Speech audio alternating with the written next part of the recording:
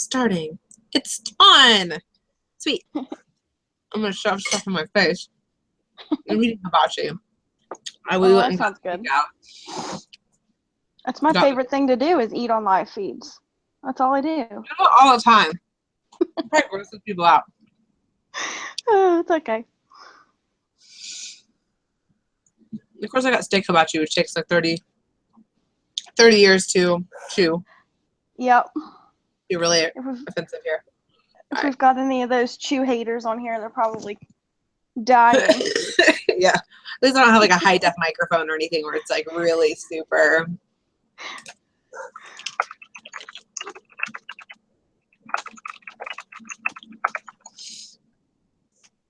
All right, let's see where we're at. Yay, 7 people are here. Let's get this party started. Yay. Hey guys, sup? Christina Steinberg. Anyone who wants to join us on camera, if you have anything to offer about fundraising, Jammy Time is really casual. So you're at Jammy Time, so you're in the right place. Really casual. So if you have something to offer, you want to help answer whatever questions, you want to just chat with Caitlin, feel free to jump on the video. I shared the link in the big group. That's where you're going to ask questions also. I have Caitlin Baria here. And Caitlin, what's your team name called again? I'm spacing. Barry's Best. Barry's Best. I knew that. She's Yep. a director, and she's also the queen of fundraising. A lot of you guys have had questions about fundraising, so I wanted to make sure that I got somebody who knows about fundraising on for you guys tonight. We mostly just do question and answer, but I don't know if you've got like a 10-minute, here's what fundraising is. I know Oh, God. Girl, you should tell me to prepare that. No, you don't have to, because I do have questions for you. So what we could do is I could start with questions, and then I'll if you think you have to expand on any of them, you just do that. Perfect. And maybe the questions we ask will lead to more questions. Okay. We'll just do that.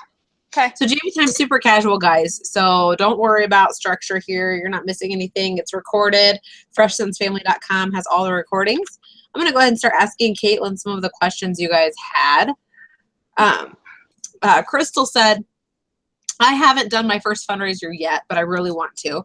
My biggest hurdle is figuring out how to offer a fundraiser without sounding salesy. And like, I want to do it for me, but I want to do it for the cause. I've reached out only to 3 places and offered to donate 25%. And I've also tried to ask a Secret Santa for underprivileged children's program if they wanted to do one, and I would donate 25%. But nobody was interested. I was picking up vibes that I was being a salesperson and just getting blown off. So tips on on that would be great. So basically just trying to offer fundraisers to people without really sounding like you're doing it for yourself. And finding good ones, I bet, would probably be a good one. Okay.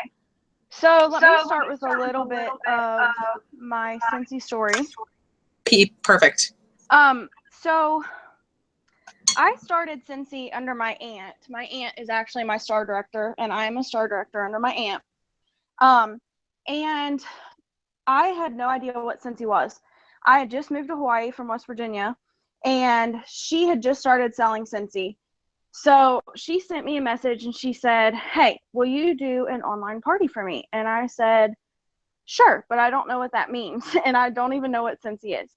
She's like, literally, I'll just set up an event and I will invite some people and we'll sell some stuff and you'll get free stuff. And I was like, ooh, everybody likes free. Okay.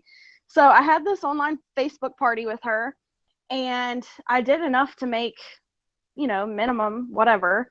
I had no idea what anything meant back then. And so she called me and she said, hey, you've got this much in rewards. And I said, honestly, I had just started school. I was a full-time student. I just started school. I was my sophomore year. I had no time. I was like, no, I have not even looked at the catalog. You pick out what you think I would like. So she did. So I got this big old box of Scentsy. My first Scentsy bar was pumpkin marshmallow, and my first warmer was maize. And they're both so ugly and nasty. I hate both of them now, but I was in love with them when I first got them. So they came in. I fell in love. She calls me a week later and she goes, hey, how you liking that stuff? And I'm like, oh my God, it's like I threw out all my Bath and Body Works. I love this stuff so much. So she said, well, do you want to sell? And I was like, you mean kind of like Avon and like Pampered Chef and stuff? Like, how do you even do that? And she said, well, you just pay $99 and you get this kit. And I'm like, okay, so what's in it for me? And she's like, well, you get another warmer and another bar. And I'm like, sold. Sold. I will totally do it as long as I get another warmer and another bar. So I signed up, my kit comes in. I literally threw it in the closet. Wasn't going to touch it. Was never going to sell. I wanted nothing to do with Scentsy at all. I just wasn't interested. I was one of those people that thought direct sales was a joke. So, funny now, but so I threw it into the closet. Wasn't going to look at it. Long story short, I didn't know very many people in Hawaii, but one of my friends, very close friends who was up the street, her name was Kayla. She was pregnant, and she was my first pretty close friend that had ever been pregnant. So it was like one of those experiences where you feel like a baby kick, and like you help with the baby shower and like all that cool stuff, you know, with your friend. And then one night we were out at dinner and I got a text from her and she said, hey, we went to get a 3D ultrasound and something's not right with Landon's heart. She was 8 months pregnant. We're getting medevaced out of Hawaii because nobody here knows how to deal with it. And I just don't know what to do. Landon ended up passing away that week in her womb. And so she lost the baby. The military insurance was not being great about paying for a funeral for a child that wasn't born. I know that sounds really bad. So I called my aunt really upset and she said, well, why don't you do a Scentsy fundraiser? And again, I had no idea what the heck to do. And she said, honestly, you could just set it up just like an online party and push it to all of her friends and all of your friends. Of course, I got her permission first. She was completely down for me doing a fundraiser. So I set it up literally like an online party. And online parties were a little bit easier back then. If you've been with Scentsy for a while, you understand. Facebook's made it a little bit harder for Facebook events and things like that. But I just set up a Facebook event with a link. I made a cute cover photo of her and her maternity pictures and told the story of Landon. I also posted, you know, the GoFundMe page that they had. And I just shared my heart the whole week. I think I ran the fundraiser for a week. I posted it on all of the buy, sell, trade pages that were local and let them know about this event that I was doing for her. And we had a ton of support, a lot of support. I can't remember exactly how much we sold, but it was enough for me to make my first promotion. And this was like 2 or 3 months after I had signed up. So I was probably close to canceling. Oh no, that was back when you only had to sell $1. The good old days. But I hadn't sold $1 a anything year. yet. Yeah, $1 a year. So I hadn't sold anything yet, nothing. And so I set up this fundraiser and it did really well. I made my first promotion.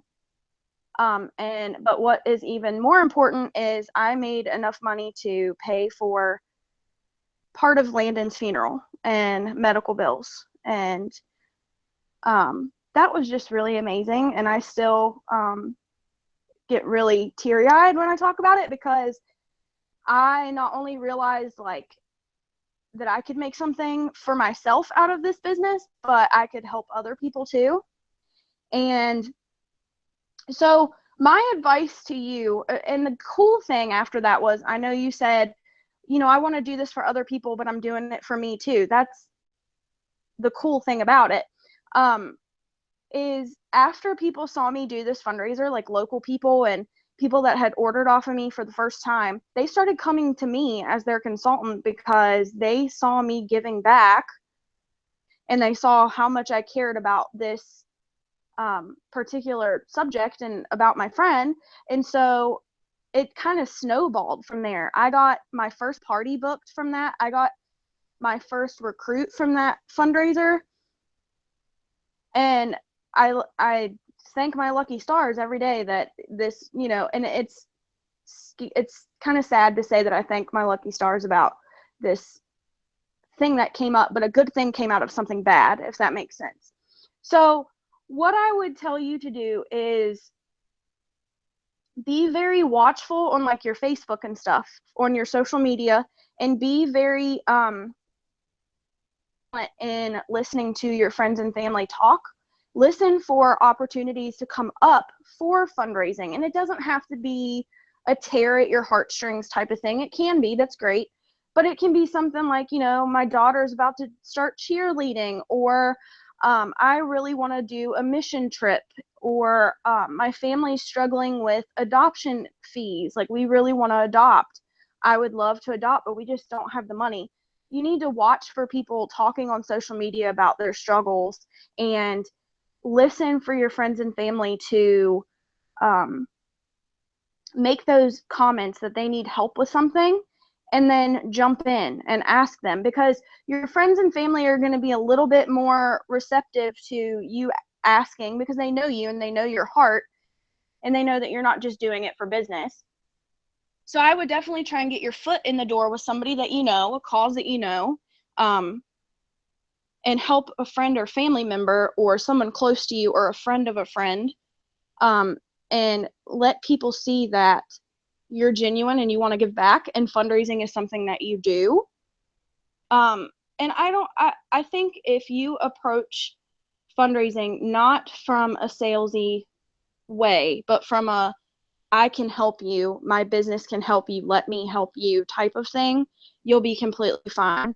People tell me no a few times, but usually they come back later down the road. They might not need the fundraising help right at that minute, or they might feel bad taking help from somebody else, but they usually think about it and then they come back.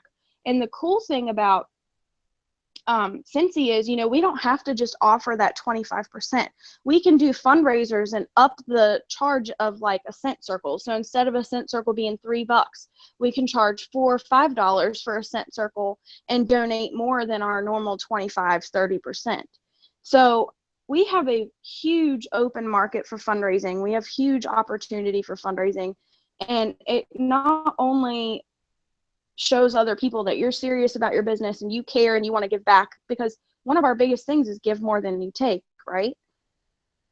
It shows people that you give more than you take and you truly care. So now that I've rambled for a minute, I hope that answered the question. I think it does. You're basically meaning like just be authentic with it, like yeah. Oh, sorry, I'm like getting over that. I'm just getting that. Oh, it sucks. I've had it for 2 weeks, man. Yeah. Yep. So, being authentic. I don't know if Crystal's on here. She's the one who asked the question. Stephanie says, "Give more than you take." Exactly. Yep. It's one of the core. Sorry, I'm like belching. I'm disgusting. Oh, I'm so sorry. Authenticity. Who cares? It like came on like a cough attack. I was like, I'm literally belching, but I can't help it. Oh, I'm struggling. Okay. So, my lambs, why can I not? I'm like super belchy. I can't make it go away. It's like a mixture of like my coughing plus that. It's just ridiculous. Someone's writing a comment. Okay. So yeah, her question was about how to come off not salesy. I think start small. Start with some friends who might need a little help here and there. I think that people don't realize that you can fundraise for things that aren't organizations. Yep. They can just be people. They can be somebody who's trying to pay for their son to start soccer. You know, like you said, cheerleading is expensive. Yep. You know, I know some friends who have daughters in pageants and things like that who need help with fundraising for pageants. And you can definitely do fundraising like that. Somebody wanted to know, are you allowed to do fundraising for a starter kit? Is that too much of a gray area for us to cover? Yeah, you can't do that. No, yeah, you really can't. No. The only way that you could really honestly do that is to have them have a party, join, put the order in, and then wait 10 days for their commission if they put it in. Yeah, flip it. You know, and for that, I usually just say, you know what, there's a lot of people who get paid, you know, the 1st and the 15th. Is there a bill that they pay, you know, on the 7th that they could pay the 11th? You know, like, is there one bill they could push back so they could get their starter kit, you know, just basically reorganizing their month's bills because they're going to get their commission back on it. So I usually just tell them, just find a way to organize your bills that month to where, your commission will come in right when you can. Yeah. Yeah, I don't know what Katie Farner was talking about in her video then. It might have been an older video. Nothing's really changed since I've been a Scentsy consultant. You've never been able to do that. But it could be just one of those rules that was kind of, people didn't know quite how to word it back then. So, Yeah. Or she meant more like, doing just like I said, where you have your party and then you sign up on the 31st and then put the orders in so that you already well, have. hey, we don't know everything, right? Am I right? We don't know I everything. err on the side of, I'm very, very cautious, so I try not to do anything that, you don't want it to ever look like you're buying someone's starter kit ever. Yes. Yeah. Because they audit all accounts when it comes to incentives and trips and things like that. They audit them, so you want to make sure that you aren't buying starter kits because they will they come down pretty hard on that. So it's pretty tricky. So that's why I just say, have the party, sell 500, etc. So that's a completely different topic once we go that direction with it. So yeah, I wouldn't do fundraising for a starter kit. Thank you, Crystal. So yeah, start small with your fundraisers. Start with friends and family, people who need small things. I mean, you can try to go to a school and get like 1,000 child fundraiser, but I would start small first of all. Get things going, get your name out there for fundraising, get comfortable with them. I know one of my biggest questions is, what does Scentsy do for fundraisers? What Scentsy did for fundraisers was they got the company itself legally able to allow people to run fundraisers with their products, if that makes sense. So Scentsy went through all that for us so that we could offer our commission to people like nonprofits and things like that. So they don't offer anything themselves. So you're not going to run a fundraiser and offer 25%. Scentsy doesn't pay that. We do. Anything you donate to the fundraiser is your own commission. But the nice thing is, I just pretend like it's an advertising fee when you place an ad somewhere. What you spend on that, gets you customers. Same thing as a fundraiser. What you're donating to the cause has now gotten you, it was an advertising fee. You have a bunch of customers now that you didn't know before. It's a great way to bust out of your inner circle without people thinking they have to do a party and things like that. So, oh, sorry. So, yeah, start small. Find, sorry, I'm like a mess still. Find small causes to help with. Do fundraising for things that mean a lot to you. You can do them a lot of ways. Like Caitlin said, she had an online fundraiser where it was just a Facebook event with a link special for her. You can do things like packets, which I think Caitlin's pretty good at packet fundraisers, you said. And then there's also Scent Circle fundraisers, which we probably won't go over today because that's a whole thing in itself. I'm sorry. I can't breathe. Katie Farter. Not farter. Farter. Stuffy noses makes things sound horrible. She has a great video on Scent Circle fundraising. So just go to YouTube, Scentsy Scent Circle fundraising. It's a way to donate a little more. And it also keeps the product offerings really simple for people. So if you don't want to do the whole catalog or something like that, you could do a Scent Circle fundraiser. You can do a fundraiser almost on anything, especially if you're good at math. You can figure out how to do one that, for almost any product if you wanted to. Which I'm not. Okay, so cool. Somebody said they did a fundraiser for a cat shelter. That's exactly. I've heard a lot of people doing them for their local humane societies. A lot of them do them for if you guys have like a lost pets service like on Facebook in your town where somebody literally anytime someone loses a pet, they can go to that person and they'll post it and then people can share it everywhere. And then they help kind of make the link between found pets and lost pets for your community. Those are great places to do fundraising. Silent auctions are a great place to offer you know, products up for things like that. Just anywhere that you can get your name out there, I guess. Packet fundraising. I don't have any more questions here. Let me look at the other screen here. Nope, no more questions at the moment. So, packet fundraising. Do you want to describe a little bit about packet fundraising? That it's not something I would recommend starting with, like you said, Yeah. doing the friends and family thing first. It is a lot of work. It is. It's 90% of the time super worth it, but it is a lot of work. But if you do get like a school full of kids asking for a packet fundraiser, do it. Do it. Seriously. There are so many ways that you can do it cheap and on the fly. So you can get the fundraising packets from the Cincy Family Store, or you can go to Staples and get the cheap fundraising packets. It's just like when we used to sell candy bars and cheap crap when we were kids in elementary school. You got those little packets with the names and what they want and like what their payment is and stuff. Same thing. And there's plenty of ways to do it on the cheap. Instead of doing catalogs, you can do the product sheets, which doesn't cost too much. You could put 5 product sheets in each packet. I usually print my own order forms. You can just copy the ones that Cincy has and print your own and put 10 copies of that in there. And it's cheap to go to Staples and get those printed. I think the most that I've ever done packet-wise was 100 people. But I did have somebody on my team do like 300 people. So it's definitely worth it to try and cut those costs any way you can. And just like Christina said, you can add those in as a donation, as advertising, whatever your tax person wants you to do. But yeah, packet fundraisers, I always put my own little flyer in there. So that tells the kids exactly what they are going to be doing, or the parents.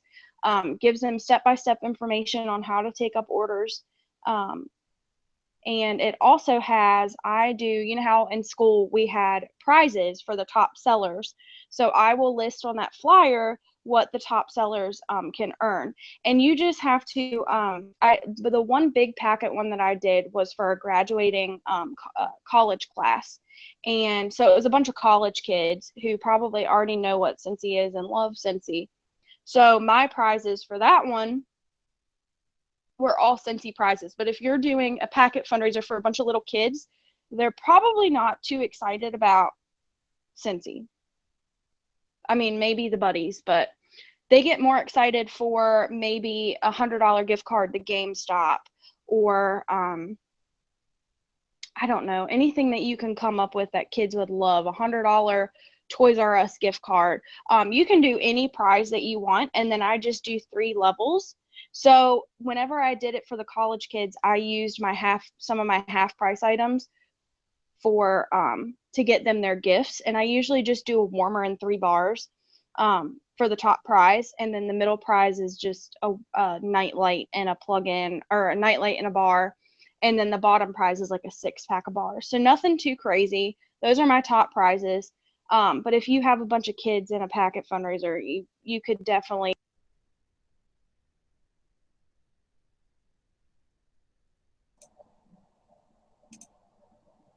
Are you there?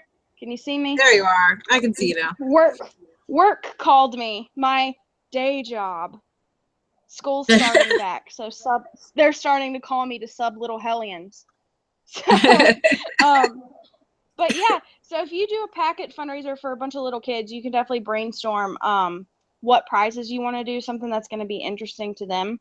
And like I said, I did my one big packet fundraiser for kids or college kids, and I did all Cincy stuff. What I get out of fundraising, of course, is contacts. Fundraising is huge for meeting new people and getting outside of your circle, like Christina said. But it's also big for if you do events. I don't do too many events a year, but I do a handful of events, and you want to have stock for those events. I never pay full price for my stock ever, because I try and have enough fundraisers to compensate for that stock. So I will use the free and half price that I get from fundraising to build up my stock for events instead of having to pay full price for Scentsy. Like Orville said, spend Scentsy money on family, not family money on Scentsy. So I try and stick to that as much as I possibly can. But those are two huge things that you can get from fundraising, is a whole new circle of people and build up your stock. So any kind of fundraiser that you can get is huge. Absolutely. Yeah, for sure. I think our biggest question usually is just how to get fundraisers, and I think you covered that. I mean, you said just look for the need. Don't try to think too big right when you start out. Like, just look for small ways that you can help try to contribute. You know, go to animal shelters are probably the biggest you should even go, maybe, if you were doing this right out of the gate. But like you said, look for friends who have needs, friends who've lost their homes or jobs, or, you know, friends who are facing some medical issues. Even just, yeah, like we said, friends who are looking for ways to get their kids into activities but can't afford it. Like, football is super expensive, cheerleading is super expensive. Anything that would help them. Or if, you know, if their kids are trying to go to summer camp or something, you know, summer camp is really expensive. I know a lot of our local churches do church fundraisers to get all the kids to camp. So you could contact churches in the area and see if they have, you know, do they send kids to camp? Do they send women to conference? Things like that. They are always needing fundraising for, because they'll be able to get a lot more of their women to go if it's paid for them. So a lot of people will shy away from registration for conferences and stuff based on the price. Whereas if you were to say, hey, how about I run a fundraiser and we try to pay for as many women to go as we can, which is a really fun way to do that. So lots of different ways to be able to reach out. Does anyone else have any more questions? We try to keep it around 30 minutes. We try to keep these short and sweet because they're at night and we're in our jammies. So let me know if you guys have any more questions. I haven't seen any come through for a while. So we may go ahead and just say good night, but I always do something for someone to earn a prize. So we think of something that only people watching right now would be able to do. Last week, they had to tell me if they were a cowboy, what would their name be? And they had 5 minutes to tell me what that would be. The week before, it was what was their favorite kind of cheese.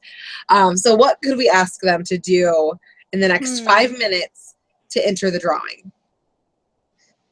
What do you think here?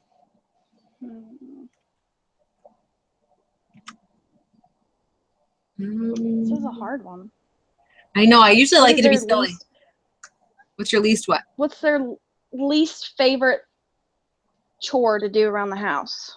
Cool. I love it. Least favorite chore to do around the house. You've got 5 minutes. Right now is 9:31.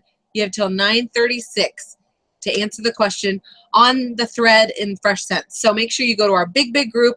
Go to the thread that says Jammy Time Conversation Thread. Give me your least favorite chore to do around the house in the next 5 minutes, and I will do a drawing from anyone watching right now. Thank you so much, Caitlin, for coming on tonight. It's good. I'm dying. Thank you for coming on. Thank you for helping us out. I hope you don't have pneumonia. I've had this for 3 weeks. I hope not. I hope you don't, girl. That's awful. But yeah, I had fun. I'm glad you asked me, and I'm glad I was able to do this. I told Christina that when she asked me, I said, sure, this is usually my time where I play Sims and do nothing anyway. And then we had some really filthy conversations about Sims. And if anybody's ever played The Sims, they know exactly. We should have asked a question about that. We should have done the question about Sims. My God. That would have been awful. Awful. All right, guys. 9:36 is your deadline for telling us what your least favorite chore around the house is. Go to the big group, put it on there, and I will draw a winner. Thanks again, Caitlin. I hope that answered some of your questions about fundraisers, made you guys a little more comfy with doing them.